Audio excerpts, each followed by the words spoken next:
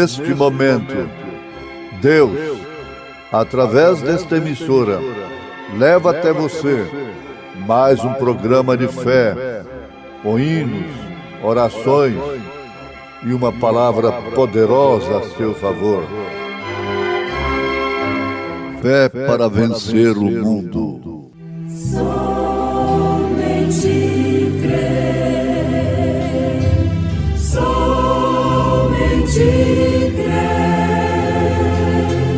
tudo é possível, somente crer, somente crer, somente crer, tudo é possível, somente crer. Sonda-me, ó Deus, e conhece o meu coração. Prova-me e conhece os meus pensamentos, e vê se há em mim algum caminho mau, e guia-me pelo caminho eterno.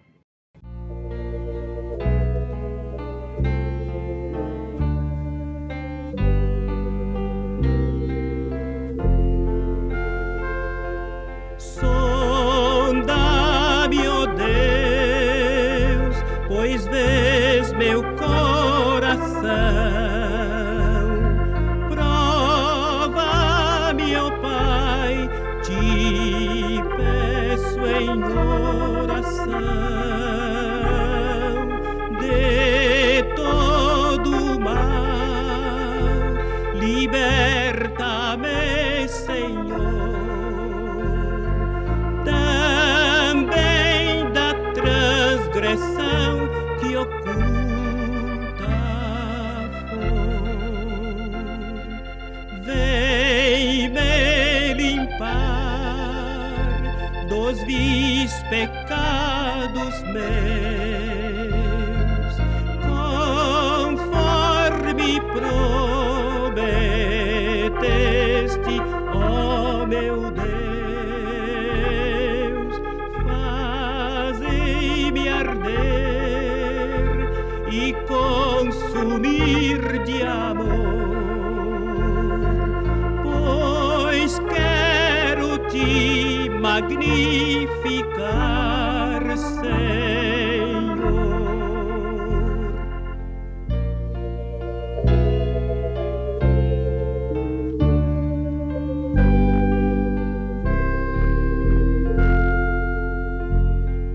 Lá do alto céu, o avivamento vem, a começar em mim, indo além. O teu poder, tuas bênçãos, teu favor, concede aos filhos teus, ó Deus de amor.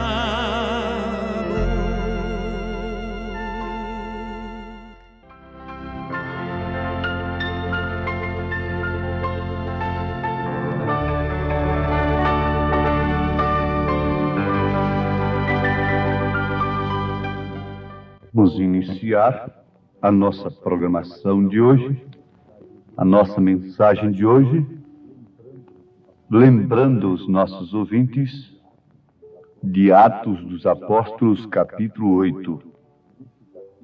Neste capítulo nós encontramos cura divina, maravilhas, batismo em o nome de nosso Senhor Jesus Cristo e o verdadeiro batismo no Espírito Santo. Então, Atos dos Apóstolos, capítulo 8. E referências.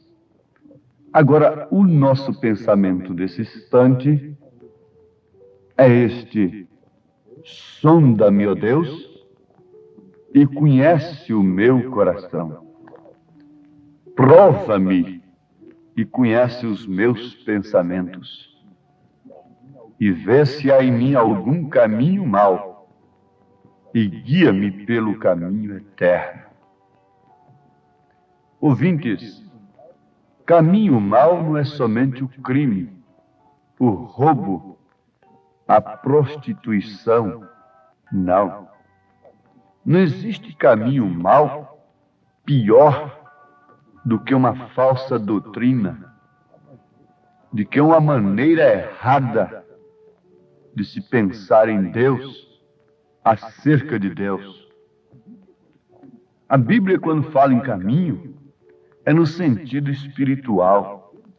Agora, dentro do caminho existem estas coisas, os atributos do pecado. Mas pecado mesmo é errar o alvo em relação a Deus. Então você começa a sondar a si mesmo. Estou falando, me dirigindo a nós que desejamos, como Davi, sermos sondados por Deus, olharmos no espelho de Deus, para assim não estarmos enganados, nem tampouco enganando aos demais.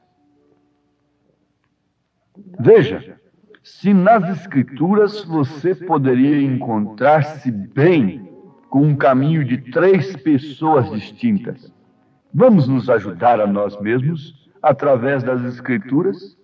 O Espírito Santo nos ajudando?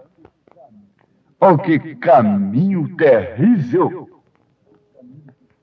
É um caminho que gera ódio, e gera o sangue de 68 milhões de crentes, tudo partindo desse caminho, 3 pessoas distintas.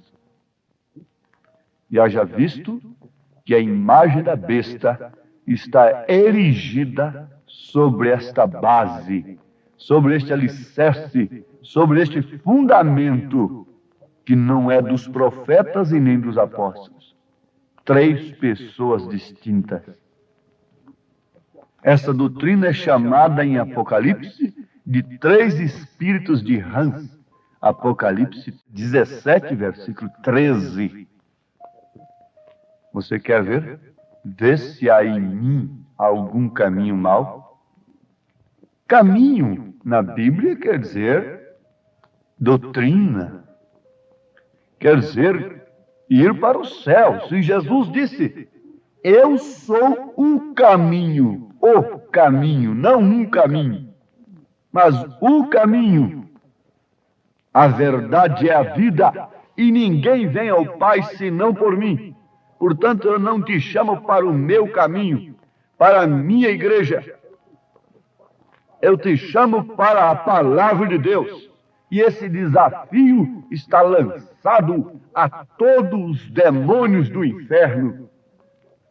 Todos os demônios religiosos estão desafiados por esta palavra que é a espada do Espírito, desembaiada e inflamada, guardando o caminho da vida eterna.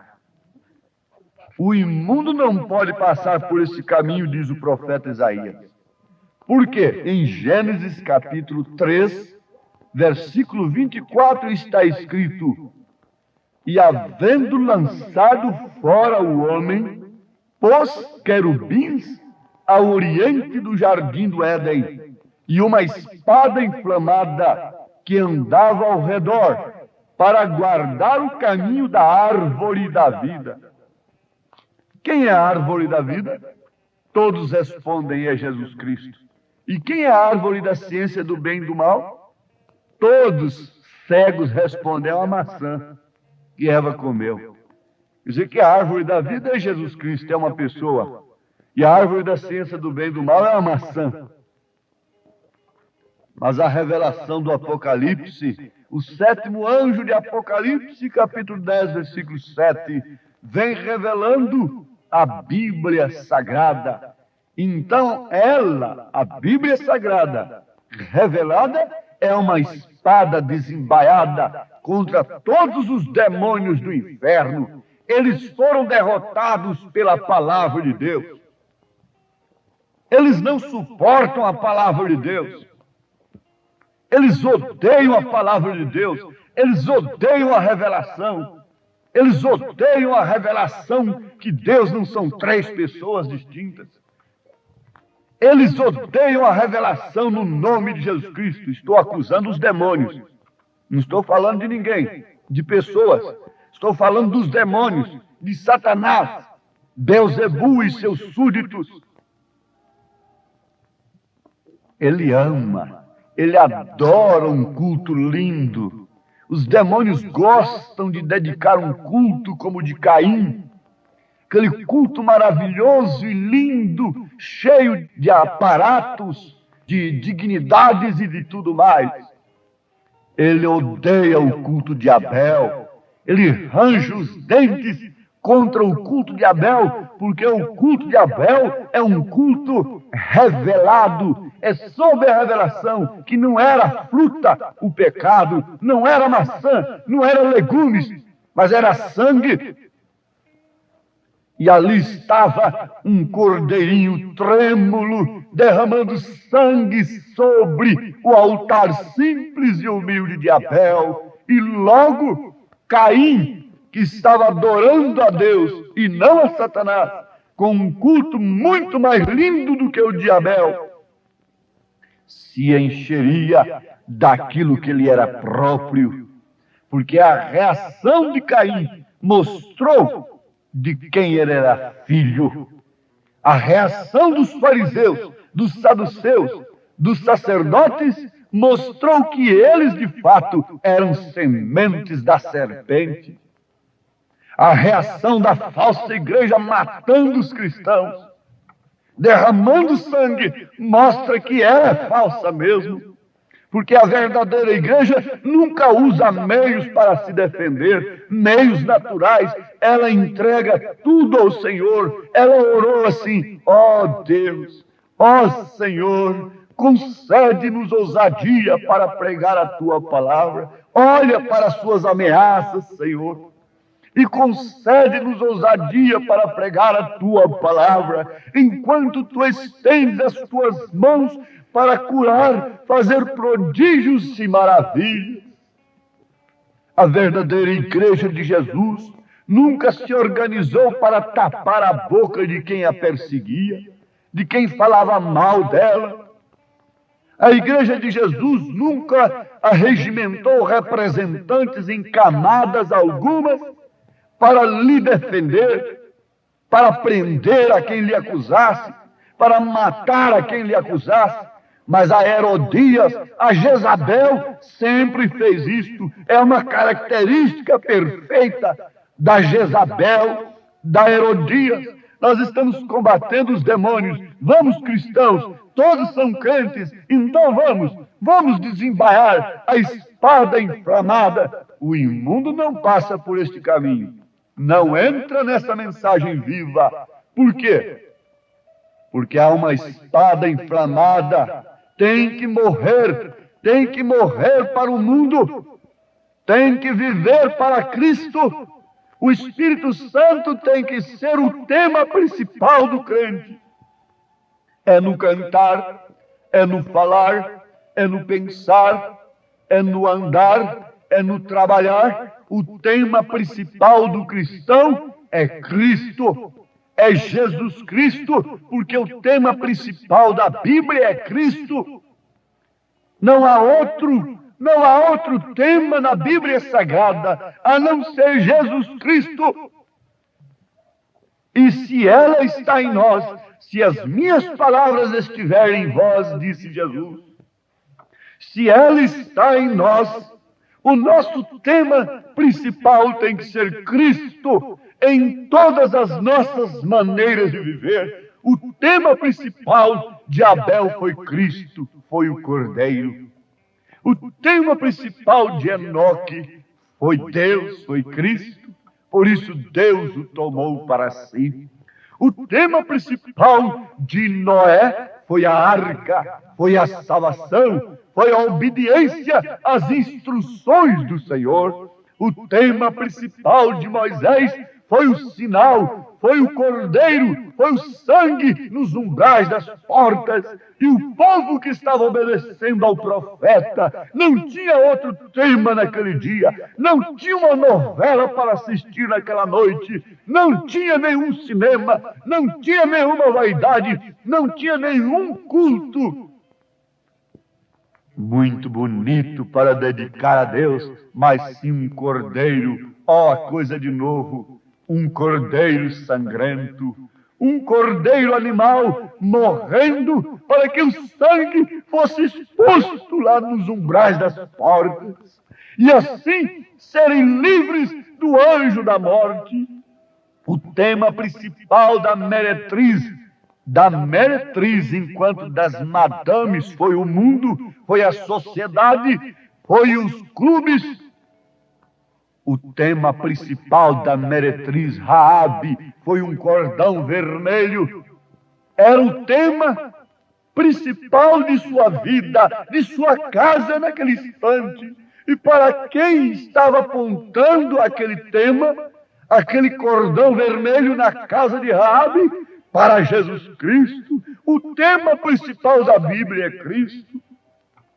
Nós poderíamos vir através do Velho Testamento e depois adentrarmos ao Novo Testamento e chegarmos até o fim do Novo Testamento, encontrando que o tema principal da Bíblia Sagrada é Cristo. Mas tem uma coisa, meus irmãos, ninguém, absolutamente ninguém, você preste bem atenção, eu posso ser um bom religioso de qualquer ala, atender todos os requisitos, preencher todas as fichas, mas ser cristão, este não. Isto é só o Espírito Santo em mim. Se eu não tenho o Espírito Santo, eu não sou um cristão. Eu posso me taxar de cristão. Eu posso ter uma vida parecendo com a de um cristão. Eu posso ser bonzinho, posso ser moralista, posso fazer o bem, posso dar esmolas, posso dar todos os meus bens para os pobres, posso queimar o meu corpo, me gastar, me desgastar, visitando presos, visitando órfãos, viúvas. Isto é religião, mas salvação é novo nascimento. É o Espírito Santo. Se eu não tenho o Espírito Santo, pode ser que eu esteja em processo de ser um cristão. Se é que estou em desespero pelo Espírito Santo. Na mensagem para que foi dado o Espírito Santo, parágrafo 150, o profeta fala que antes de tudo nós temos de morrer. A espada inflamada, desembaiada do Espírito, que é a palavra de Deus, tem que matar os nossos sentidos, tem que cortar os nossos credos, tem que matar os nossos dogmas. Nós temos que ficar viúvos para recebermos um mensageiro do dia. Tem que morrer tudo. Todo sistema tem que morrer, como na lavoura, para a vida voltar para o grão, para você ter aquela vida no celeiro. Todo sistema do pé de milho, de trigo, tem que morrer, tem que ser queimado. Todo sistema tem que morrer para você. E Jesus disse em São João capítulo 12, versículo 24, Jesus disse: se o grão de trigo cai em terra e não morre, não pode trazer uma vida nova. Sim, então tem que morrer. Essa é a palavra de Deus, que está cortando todas as escórias, apanhou a pedra, está cortando de um lado, do outro, para construir o edifício de Deus. O templo de Deus está sendo construído. É a palavra do Senhor, tirando os lodos, tirando as coisas, as escórias, tirando as coisas que nós aprendemos dos homens, caindo por terra todas as escamas que Saulo de Tarso, o então Saulo de Tarso, adquiriu aos pés de Gamaliel, caindo tudo por terra, derrubando tudo, está agora sozinho, viúva. A viúva estava sozinha, sozinha mesmo, faminta, desejosa de vida, anelando pela vida, e lá vem a morte. Quando mais ela pensava em vida, mais a morte se aproximava, mas de repente a vida bateu na sua porta, encarnada em um homem, e um homem como eu, sujeito às mesmas paixões que nós somos, mas ele tinha a palavra do Senhor em sua boca. Depois ela disse: agora sei que tu és homem de Deus e que a palavra do Senhor está em sua boca.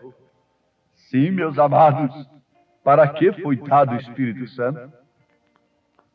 Isto é para vocês, absolutamente como povo que são, povo de Deus, que tem suportado a palavra de Deus, que tem aguentado o julgamento, a prova do Senhor, o julgamento dentro da casa do Senhor. Mulheres que têm resistido à palavra, isto é, suportado, e têm se humilhado debaixo da potente mão de Deus. Homens que têm deixado cair de sobre si, de suas mentes, tudo que aprendeu de homem. E estamos todos agora humildes, indefesos, dependendo exclusivamente de Deus. Não temos nada, absolutamente nada, senão um pouquinho de azeite e um pouquinho de farinha. Estamos aqui agora. Agora isso é absolutamente para vocês que estão nesta situação. Saibam que é absolutamente essencial e necessário, obrigatório e apressante que você receba o Espírito Santo agora, porque senão você não poderá levantar-se na ressurreição. Porque senão você não poderá ser transformada no abrir e fechar de olhos. Porque senão você não poderá ser transformado, ser ressuscitado se morrer antes disso. Você tem que receber o Espírito Santo. Mas alguém diz: eu já recebi línguas. Você recebeu um presente do Espírito Santo? E está dizendo que é o Espírito Santo? A pessoa que recebe o Espírito Santo não rejeita a mensagem do Espírito Santo, não discute a mensagem do Espírito Santo, não fica procurando choque com a mensagem do Espírito Santo. Qual é a mensagem do Espírito Santo no devido dia em que estamos vivendo? Vocês estão ouvindo o quê? Ouvindo a voz de Satanás nesta hora? É um falso ungido que está vos falando? Vocês estão de acordo? Assim digam amém. Se vocês estão ouvindo uma falsa mensagem, mas se vocês estão ouvindo a voz de Deus, não endureçais os vossos corações, como fizeram no deserto. Se hoje ouvirdes a voz do Espírito Santo, não endureçais os vossos corações. Como escaparemos nós se não atentarmos para uma tão grande salvação, uma vez que nem mesmo os anjos foram poupados, eles foram precipitados, quanto mais eu, quanto mais homenzinho de tupete dogmático. Deixa Deus cortar esse tupete seu agora. Se ele não poupou nem os anjos, ó Deus bendito e Pai amado, infunde o Espírito Santo no corpo do Senhor. Sei que isto é obra do Senhor, mas o Senhor tem que usar alguém para levar esta mensagem a alguém. Em nome de Jesus Cristo, sela com o poder do alto, nesse instante, Senhor, em nome do Teu Filho amado. Amém, Senhor. Amém.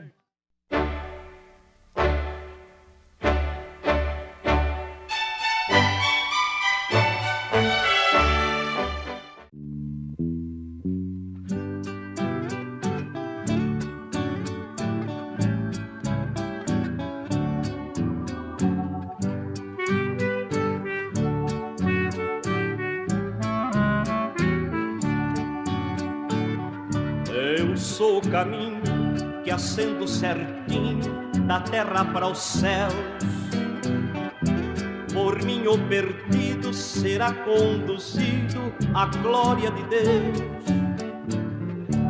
Eu sou a verdade de paz e bondade, repleta de amor. E todo que crer em mim há de ter um lar de esplendor.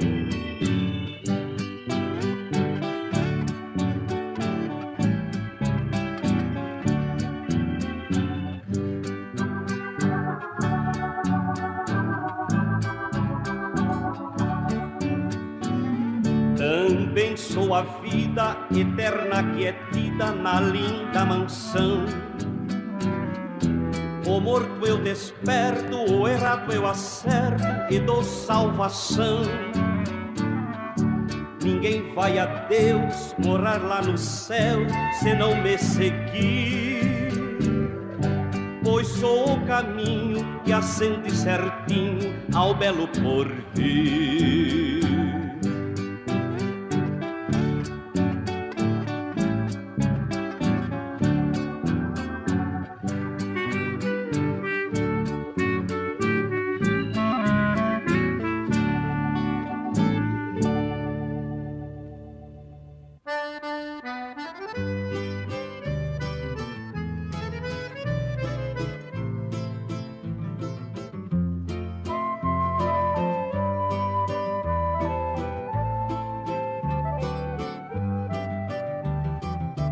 Eu creio num ser que faz estremecer o mundo e o céu.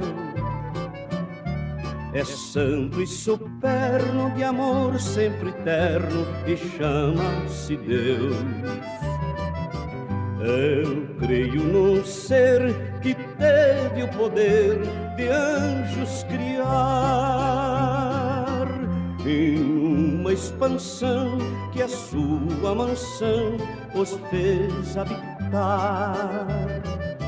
Eu creio num ser, senhor do poder, do tempo e progresso. O espaço formou e nele fundou o grande universo. Eu creio num ser que faz florescer os campos e os prados, acalma as procelas, dá luz às estrelas e paz aos cansados. Eu creio num ser que faz renascer as ervas do solo. O sol faz luzir e a chuva cair para sábios e tolos. Eu creio num ser fiel no dizer, no agir e no pensar. É justo e bondoso, é rei amoroso, ó glória sem par. Eu creio num ser que faz perecer o império do mal, destrói o pecado, humilha o exaltado, condena o carnal. Eu creio num ser que deu a morrer seu filho Jesus, o qual padeceu, seu sangue verteu por nós lá na cruz. Eu creio num ser que ensina a vencer a vil tentação, com força capaz detém Satanás na eterna prisão. Eu creio num ser que faz estremecer o mundo e o céu. É vivo e eterno, de amor sempre eterno, e chama-se Deus.